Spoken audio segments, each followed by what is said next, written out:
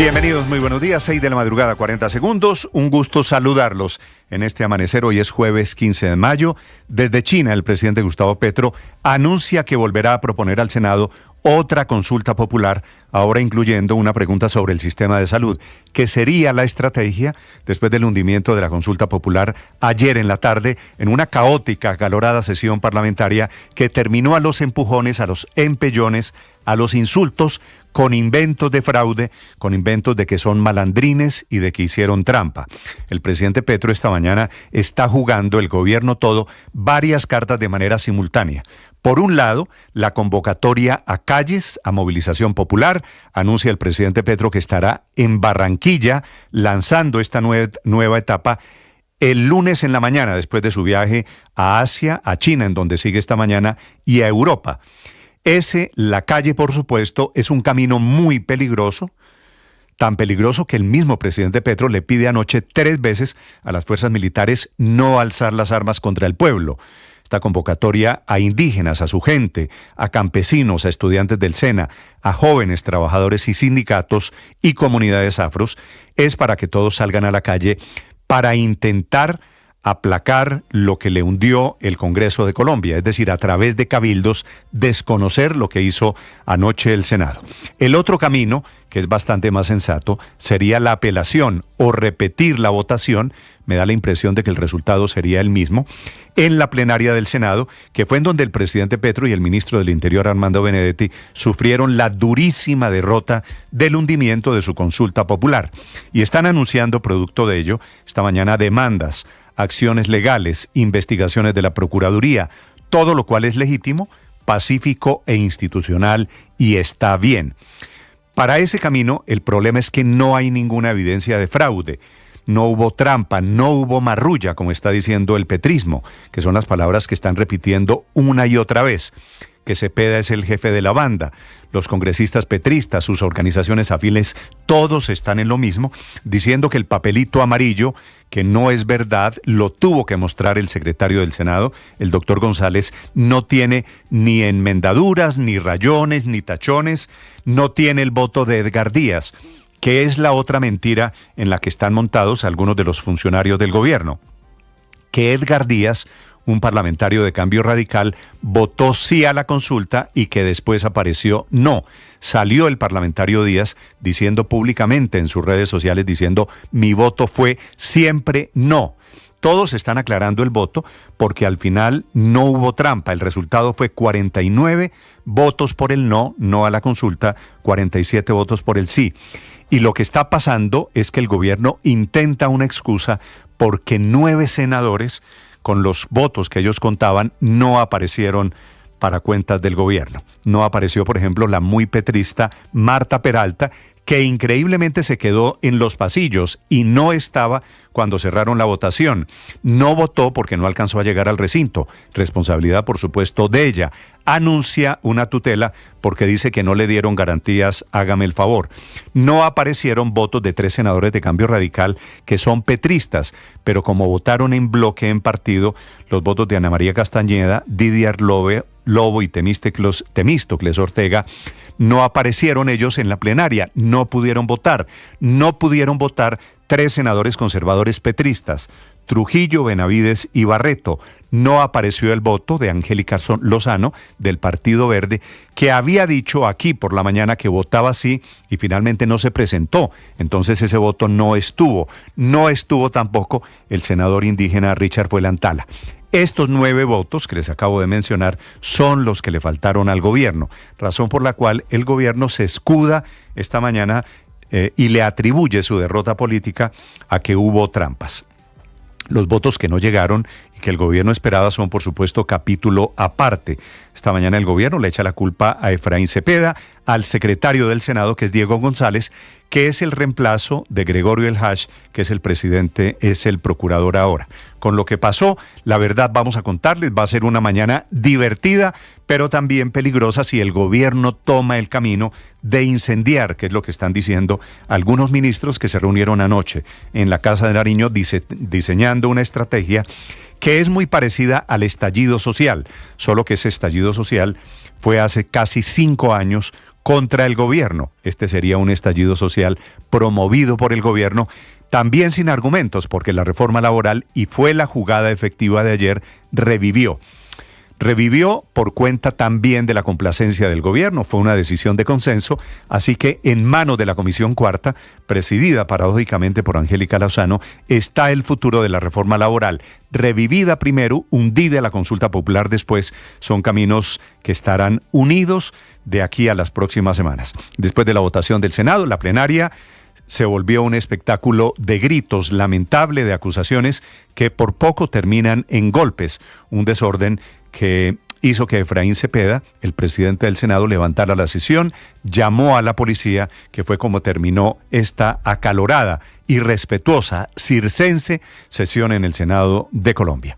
Políticamente el gobierno está derrotado esta mañana, pero ojo, no está muerto porque todavía le quedan varios caminos. El presidente Petro estará en Barranquilla, dice que en el Paseo de Bolívar, convoca para hoy mismo frente al Consejo de Bogotá para que salga lo que él llama el pueblo. Que el pueblo somos todos, él se lo atribuye. Vienen días difíciles porque lo que hay en el fondo es que el gobierno quiere jugar la carta de una huelga, un paro general que sería históricamente contra el Congreso. No habíamos visto esto de un presidente invitando a una huelga, lo hace el presidente Petro desde China. Bienvenidos, muy buenos días, es un gusto saludarlos. Va a ser esta mañana alrededor de estas calenturas. El ministro de Salud está ambientando una nueva consulta popular. Si el presidente Petro la vuelve a presentar, ¿qué podría efectivamente? Le va a agregar una pregunta sobre el tema de salud, que no sé qué tan inteligente sea, porque el sistema de salud está convertido en un desastre. Pero esa es la jugada política del gobierno, que no se da todavía por derrotado. El hundimiento de la consulta lo están celebrando algunos partidos, me parece a mí precipitadamente, porque esta batalla no está terminada. Los gremios lo celebran también precipitadamente porque deberían apoyar, deberían hacer un esfuerzo por ser serios en este momento para aprobar las cosas buenas que tiene la reforma laboral del gobierno Petro, que ahora queda nuevamente reabierta la discusión en la Comisión Cuarta del Senado de la República. El presidente Petro anoche, después de esa rarísima alocución, acompañado de algunos ministros, viajó a Shanghái, en donde se encuentra esta mañana, y va el fin de semana para el Vaticano, para Roma, a invitar al Papa León XIV a que venga a Colombia. Anoche, producto de todo esto, ya hubo manifestaciones, algunas interrupciones de movilidad en el centro y en el sur de Bogotá. Y a propósito del presidente Petro, les contaré lo que pasó con su comitiva. Increíblemente bajaron del avión a la canciller, que tuvo que viajar entre Beijing y Shanghái en tren, porque el avión presidencial, por alguna misteriosa razón, no la quiso, no la pudo llevar, no le dieron cupo a la canciller, así que la canciller viajando en tren, el señor presidente y los ministros de sus afectos viajando en avión. Son las 6 de la mañana, 8 minutos, es un gusto saludarlos en este día jueves, que va a ser un día alrededor de todas estas noticias de la consulta popular. Tenemos noticias desde Bogotá, alrededor de las movilizaciones que comenzaron anoche y que van a seguir el día de hoy. Aquí está lo más importante en el resumen que preparamos en Voces y Sonidos en Mañanas Blue. Entonces, así las cosas, 47 votos por el sí, 49 votos por el no. Así, entre gritos, forcejeos y un deplorable espectáculo, el Senado hundió la consulta popular que impulsaba el gobierno Petro. Cuando el ministro del Interior, Armando Benedetti, con la derrota respirándole en el cuello, increpó al secretario del Senado, Diego González. Y el señor, y ahí está la grabación, secretario, añade un voto más al no, y ahí es cuando yo le pego a la mesa, y es la acción mía airada. Es debido a que él le agrega un voto al no después de haber sido cerrada la votación. Con el ministro descontrolado, otros congresistas intentan sostenerlo para impedir lo peor. El senador J.P. Hernández. Y cuando yo veo que ya pues está dando puños y ya está pues pasando los límites, lo tomo por detrás, como se ven en algunos videos, y le digo fuerte, o sea, porque pues la verdad la bulla era tremenda, le digo fuerte: Benedetti, usted es el ministro del Interior posterior reaccione. El ministro Benedetti acusó públicamente al presidente y al secretario del Senado de la República de ser unos malandrines y denunció un supuesto fraude. Llevará este caso ante la Corte Suprema de Justicia, la Fiscalía y la Procuraduría. Para mí el presidente del Senado y el secretario del Senado son unos malandrines. O sea, hay pruebas, usted tiene pruebas que hubo trampa en el momento de votar. Trampa y fraude fue lo que hubo.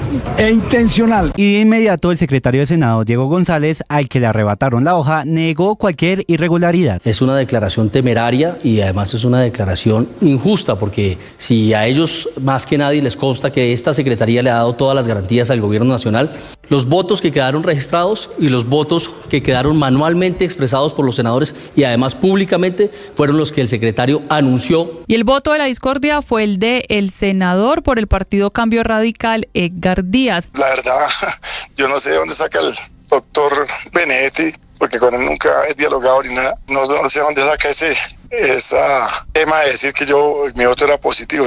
Nosotros desde la bancada de Cambio Radical se tomó la decisión hace más de mes de que la consulta la votaríamos no. Y el presidente del Senado, Efraín Cepeda, defendió la decisión mayoritaria de negar la convocatoria a una consulta popular y anunció que la reforma laboral continuará su trámite ahora en la Comisión Cuarta. Hoy quiero hacerles un llamado a la calma.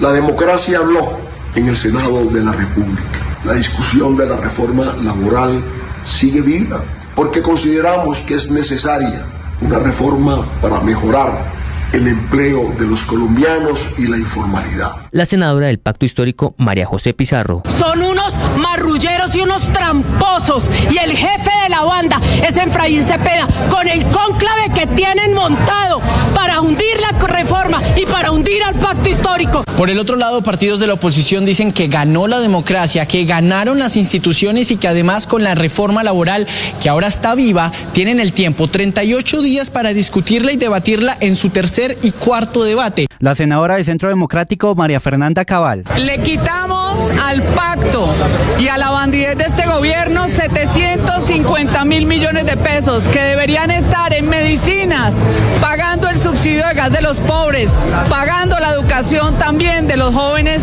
que están en el ICETEX, y se los iba a gastar Petro. Anoche, en un mensaje dirigido al país, el presidente Gustavo Petro aseguró que la consulta fue negada con fraude y pidió que se vuelva a votar. También hizo un llamado al pueblo a salir a las calles y organizarse a través de los movimientos sociales, aunque pidió que las manifestaciones sean pacíficas. Le solicito al Senado poner de nuevo en votación la consulta popular. Y le solicito al pueblo de Colombia, estaré dispuesto a cumplir sus órdenes como jefe de Estado. Adicionalmente, el presidente Petro ordenó a las fuerzas militares no usar armas contra la ciudadanía y dijo que acatará lo que el pueblo decida. Le ordeno, como jefe de las fuerzas militares y policiales de Colombia, no levantar un solo arma contra el pueblo. Es una orden de su comandante. Cuidemos los edificios, que no haya violencia. Le solicito al pueblo de Colombia no ejercer violencia contra ninguna cosa, contra ningún vidrio, contra ninguna persona. Y esta madrugada el Pacto Histórico lanzó un llamado directo a sus bases para rodear al Congreso y presionar con movilización social, y no descarta convocar a una nueva consulta popular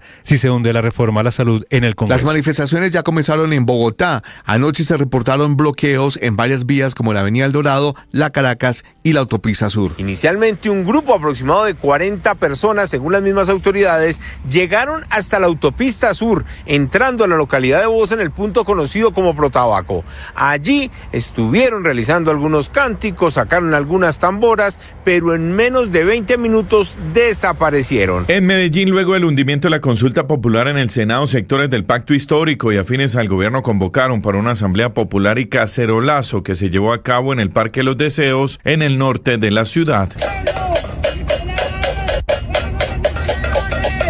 La Fiscalía imputará cargos y solicitará medida de aseguramiento contra Carlos Ramón González, exdirector del DAPRE, salpicado en el escándalo de corrupción de gestión de riesgo. Según esta entidad, el exdirector del DAPRE le habría dado órdenes a Olmedo López y a Sandra Ortiz para que le entregaran 3.000 millones de pesos al expresidente del Senado, Iván Name, y 1.000 millones de pesos al expresidente de la Cámara, Andrés Calle.